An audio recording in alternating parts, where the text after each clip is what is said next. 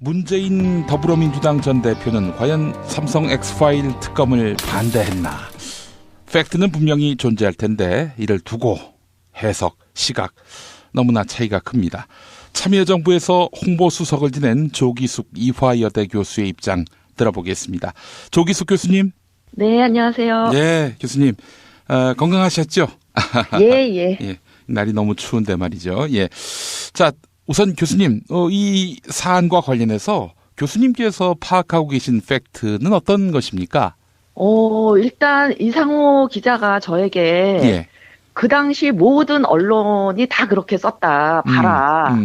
그랬는데 제가 잘 찾기가 어렵더라고요. 그래서 이상호 기자한테 또 물어보려고 쪽지를 보냈어요. 문자를.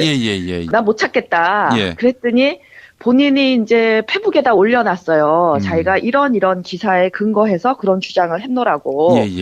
그래서 봤더니 이게 의도적으로 악의적으로 제목만 왜곡한 기사를 링크를 했어요. 근데 이 기자가 준 기사를 읽어봐도 내용은 지금 검찰이 잘하고 있으니 검찰이 일단 하고 미진하면 또 특검을 해야 된다. 그거는 이제 도청에 대해서 하는 얘기고 그다음에 이제 이 수사가 두 가지가 있어요. 도청에 관한 수사가 있고 도청의 내용에 관한 수사가 있는데 이제 이 내용에 관한 수사는 이게 공소시효도 있고 또 불법 증거물이기 때문에 위헌이에요. 수사를 하면. 그래서 그런 경우에는 특검을 할 수도 있겠다. 그리고 이게 이제 위헌 소지가 있으니까 특별법을 만들어서 특별법을 통과시켜서 특검에서 하는 방법도 있겠다라고 하면서 실제 언론이 질문하는 것보다 더 나아간 주장을 해요. 문재인 당시 수석이. 그러니까 이상호 기자가 모든 언론을 봤다는 거는 사실 전문 인터뷰도 이미 언론에 있었는데 안 봤다는 얘기고 보고 만일에 자기 그 페이스북에 올려놓은 링크가 다 이렇게 문재인 선 검찰 후 특검 이런 SBS 제목이 있는데 내용도 녹취록에 대해서는 선 검찰 조사 후 특검 이렇게 얘기를 했지만 녹취록의 내용에 대한 거 예를 들면 삼성 관련이라든지 정치인 관련이라든지 이런 거는 특검을 통해서 할 수밖에 없다 이런 얘기를 했기 때문에 결코 이상호 기자가 모든 기사를 본 게 아니고 왜곡된 기사만 봤다는 거죠. 그것도 제목만. 그래서 제가 이상호 기자가 제공해준 기사를 봐도 제목은 사실 편집국에서 뽑잖아요. 그렇죠. 기자의 기사는 매우 정확하게 썼어요. 그런 얘기가 없어요.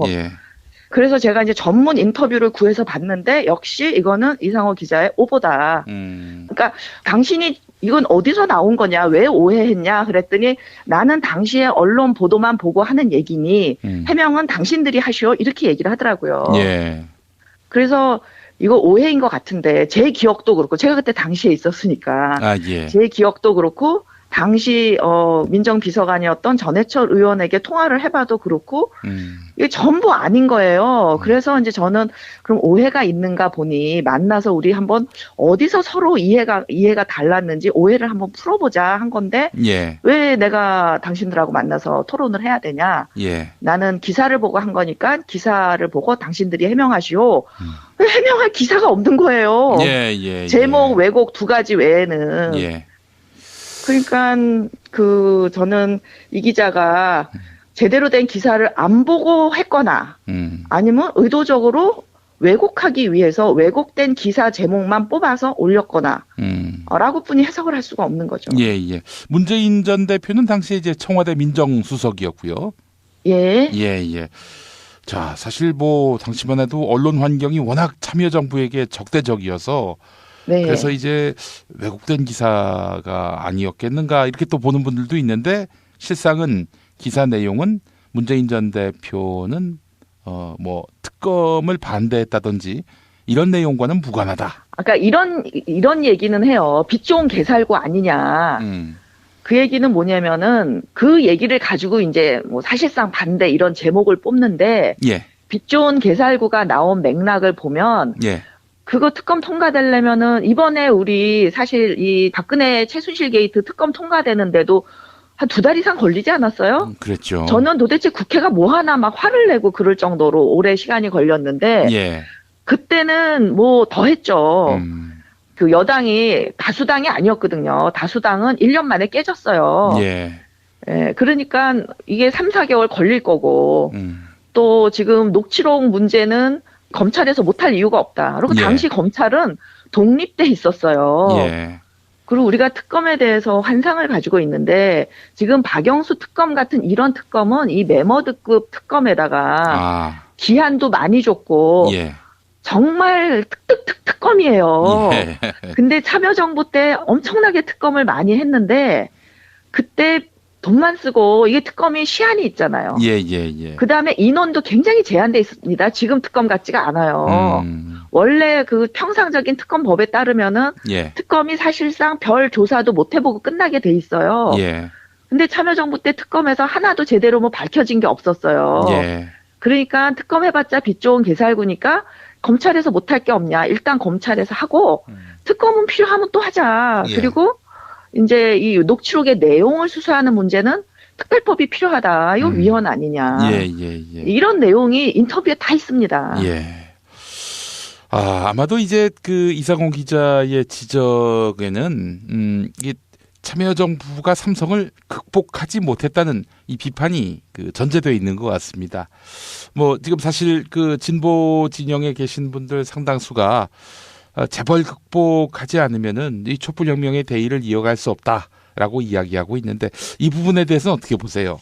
그러니까 저는 그 기본적으로 재벌이 우리 경제 생태계를 흐리는 것에 대해서 당연히 규제를 해야 되고 그 바로 잡아야 된다고 하지만 그 소위 좌파 지식인들이나 시민단체 이런 데서 주장하는 참여정부가 삼성공화국이었다라는 그런 마타도어 이거는 박사모보다 더한 마타도어예요.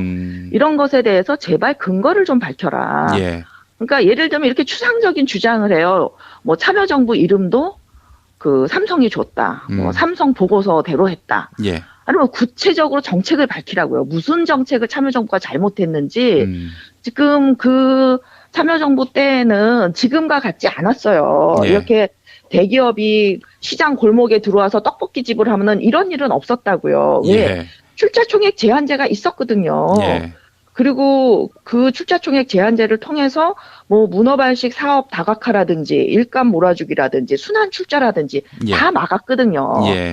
금산 분리도 있었고 그렇기 때문에 결코 참여정부가 삼성을 죽여야지 개혁하는 거냐.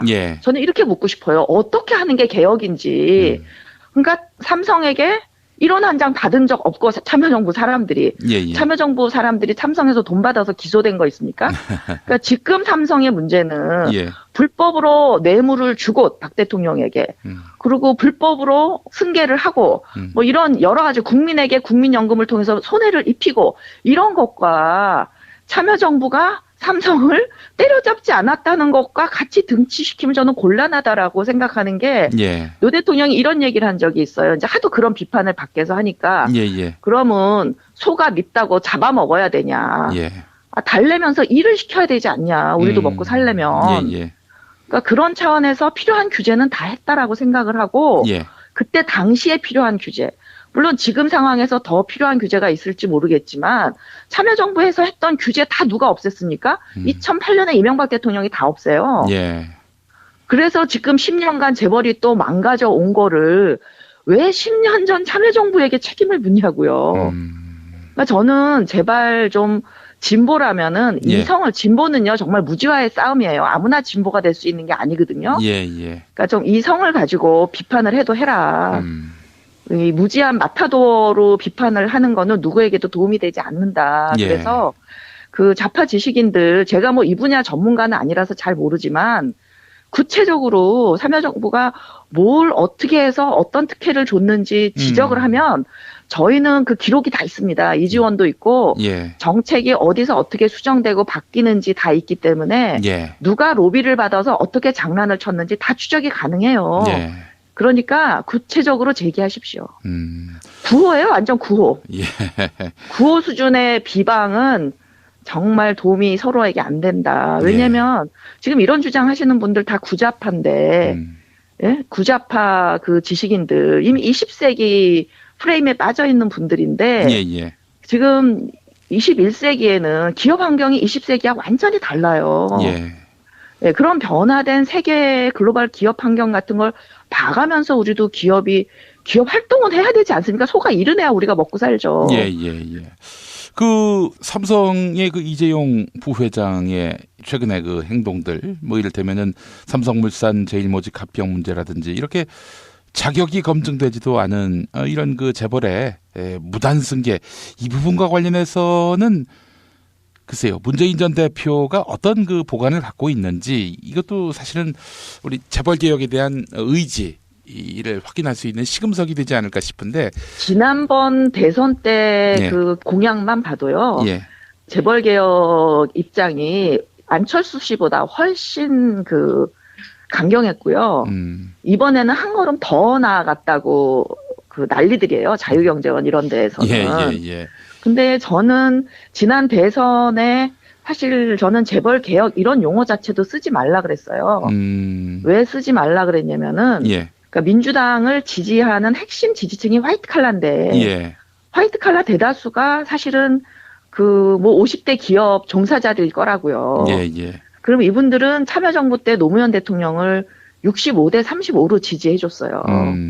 근데 문재인 대표가 지난 대선 때 그렇게 많은 지지를 못 이끌어낸 데는 저는 그 강경한 재벌 규제안들이 영향을 미쳤을 거다. 또는 재벌 개혁이라는 이런 그 구호, 슬로건 이런 것들이 영향을 미쳤을 거라고 봐요. 그러니까 이게 재벌만의 문제가 아니라 또 이 민주당의 핵심 지지 기반인 화이트 칼라의 문제이기도 하기 때문에 이게 정말 부당한 행위에 대해서는 규제를 해야 되지만 지금 좌파 지식인들이 주장하는 것처럼 무조건 때려잡아라 이런 것들이 별로 그 보통 국민들에게 설득력이 없다는 거예요. 그러니까 정책으로 얘기하자, 저는 이렇게 말씀드리고 싶고 그 문재인 대표의 이번 그 재벌 정책 그 공약을 보면 지난번보다도 더 강경해졌기 때문에 중요한 거는 실행이잖아요.